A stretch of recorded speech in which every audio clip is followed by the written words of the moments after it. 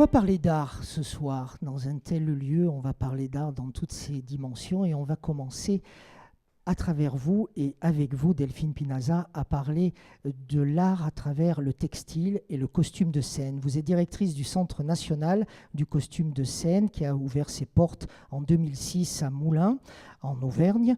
Vous allez nous dire où exactement, même si nous sommes un grand nombre à le savoir, dans un lieu formidable. J'ai juste une question préalable. Le costume de scène, on a commencé à s'y intéresser au 18e. Et on a attendu 2006 pour lui donner ses lettres de noblesse à travers un écrin somptueux, qui est le Centre national du costume de scène. Pourquoi? C'était le parent pauvre du théâtre? C'était surtout un outil de travail. En fait, le costume de scène est né avec le spectacle. Et le spectacle, on va dire que c'est Louis XIV, pour faire un peu rapide, qui a été vraiment l'instigateur, puisque justement cette année, on va fêter les 350 ans de l'Opéra national de Paris, 1669, et ce sera le thème de la prochaine exposition du Centre national du costume de scène. Le costume a toujours été un élément du spectacle, au même titre que les décors et les éclairages. Donc les artistes se sont toujours costumés pour être sur scène et pour interpréter un personnage.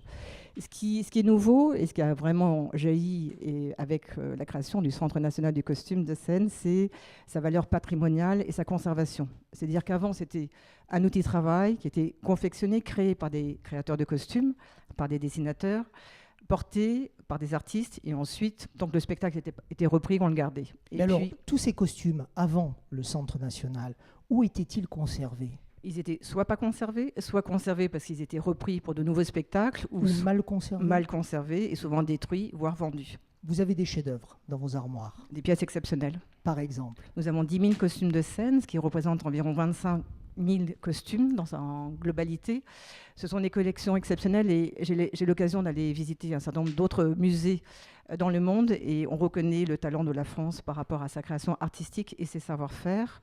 Nous avons des costumes de Maria Callas, nous avons la collection Nourieff, nous avons des costumes de Serge Giffard, d'Isabelle Adjani, de Jean Marais, qui sont des grands noms qui parlent au public. Nous avons aussi d'autres costumes du XVIIIe siècle, justement. Donc vraiment des costumes qui ont été portés par toutes les vedettes, les stars que vous venez de citer. Tous ces costumes sont faits sur mesure des artistes. Ils sont conçus pour eux et fabriqués en mesure de l'artiste, donc portés par eux. On a dit qu'il avait fallu attendre un certain temps pour que le centre existe et que les costumes de scène soient mis à l'honneur. Comment avez-vous fait précisément pour appeler à droite et à gauche dans le monde entier, ou du moins déjà en France, et pour arriver à créer cette collection exceptionnelle? Alors, tout d'abord, c'est le ministère de la Culture qui a initié ce projet et c'est lui qui est allé voir l'Opéra national de Paris, la Comédie Française, qui sont les deux plus grands théâtres nationaux en France, qui les a sollicités pour participer à ce projet à travers justement leur collection. Moi-même, j'étais à l'Opéra de Paris avant avec Martine Kahn et nous avons donc fourni, si vous voulez, un certain nombre de costumes, ainsi que la Bibliothèque nationale de France, qui a un département. Mais aujourd'hui, ce sont beaucoup de compagnies qui viennent nous voir tous les jours pour nous proposer des costumes. Donc, on a une collection qui s'enrichit, qui est une collection vivante, qui tous les ans s'enrichit de nouveaux costumes. La France est un pays qui crée beaucoup de spectacles.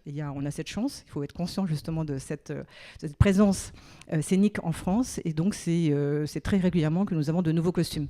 On a constitué pour ouvrir un fonds de 8000 costumes et depuis, nous acquérons encore d'autres costumes. Alors, en 2006, vous m'avez permis de vivre quelque chose d'exceptionnel. Nous n'étions pas très nombreux.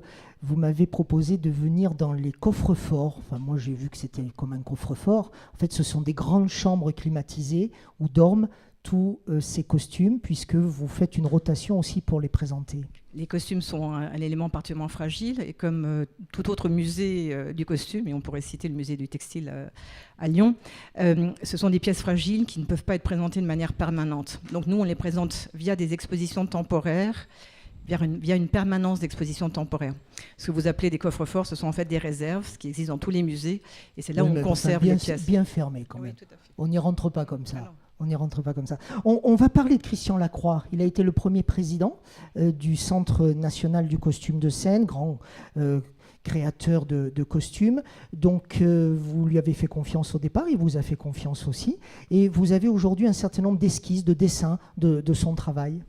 Alors, Christian Lacroix est avant tout couturier, et aujourd'hui, il est surtout costumier pour la scène. Il travaille beaucoup pour l'opéra en France ou à l'étranger, et aussi pour la Comédie Française.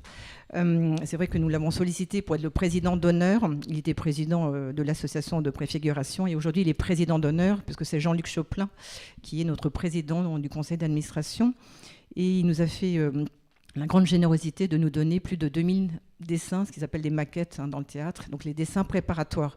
C'est-à-dire que tant qu'il y a un nouveau spectacle, le metteur en scène ou le chorégraphe va parler du projet au costumier qui, lui, va commencer à dessiner pour traduire les intentions justement sur scène à travers ses costumes. Comment travaille-t-on la signature dite du costume de scène? Comment crée-t-on un costume de scène? Est-ce que c'est lié aux couleurs? Est-ce que c'est lié à la texture du tissu que va porter l'artiste et dans lequel il doit se sentir à l'aise? Alors, c'est avant tout lié au spectacle. Est-ce qu'on parle de Carmen? Est-ce que c'est Rigoletto? Est-ce que c'est La Belle au bois dormant? Donc, avant tout, ce sont des costumes qui sont créés pour un spectacle avec des intentions spécifiques. Aujourd'hui, on peut très bien créer des costumes contemporains. Ah, vous êtes en train de dire que le mien pourrait... Ah ben, tout à fait. Ah, j'en suis ravi. Vous êtes d'ailleurs un peu sur scène. Il va falloir que je monte sur scène d'abord. Oui, quoique, je suis presque un peu sur scène. Oui. Donc, ce sont toutes ces notions que, justement, le créateur va essayer de traduire à travers ce que lui raconte, l'histoire que va lui raconter le metteur en scène ou le chorégraphe. Comment travaillez-vous aujourd'hui pour renouveler d'année en année peut-être pas les collections, mais en tout cas les collections temporaires? Les expositions. Les expositions temporaires. Merci. Absolument. Nous avons 2 expositions par an. Donc avec un programme annuel qui prévoit des thèmes différents pour nous permettre justement de couvrir au maximum ces collections. 10 000 costumes qui sont entreposés, conservés dans ces réserves et qui sont visibles à travers ces expositions temporaires. On essaye bien sûr d'avoir des sujets qui pourraient plaire au public. Et l'année dernière, nous avions l'exposition Contes de fées qui a eu un succès phénoménal parce que nous avons eu 95 000 visiteurs sur l'année 2018. 95 000 visiteurs. D'où viennent-ils? De toute la France, de l'Allier, du Puy-de-Dôme en priorité, et ensuite de toute la France. Donc ça, c'est intéressant. Voilà, pour nous, c'est intéressant pour vous, mais c'est aussi intéressant pour le tourisme et c'est intéressant pour l'économie locale. Ce n'est pas le vice-président à la région qui va nous dire l'inverse. Actualité où feu Karl Lagerfeld oblige, vous allez avoir, ou vous avez déjà 2 costumes qui ont été signés Karl Lagerfeld? Non, c'est-à-dire là, nous avons une exposition sur le thème de la comédie musicale qui est visible jusqu'au 28 avril. Nous avons ensuite une période de changement d'exposition et on réouvre le 25 mai avec une grande exposition consacrée à l'Opéra de Paris, dans le cadre du 350e anniversaire de l'Opéra de Paris, et dans lesquels on présentera des costumes créés, dessinés par Karl Lagerfeld pour le ballet L'Opéra de Paris. Et on va terminer avec la réponse à ma première question. Vous êtes où à Moulins? On est au quartier Villars, donc dans cette ancienne caserne militaire construite à la fin du XVIIIe siècle, classée monument historique, un bâtiment magnifique, patrimonial. Ça vous parle, un lieu comme celui de ce soir? Ah oui, je veux bien visiter le reste de... Ah mais vous allez en profiter dès que Claude Agut... Ah oui, c'est vrai que j'ai les clés, remarquez, je peux vous faire visiter. Il y a un cabinet de curiosité très sympa. Merci Delphine Pinaza.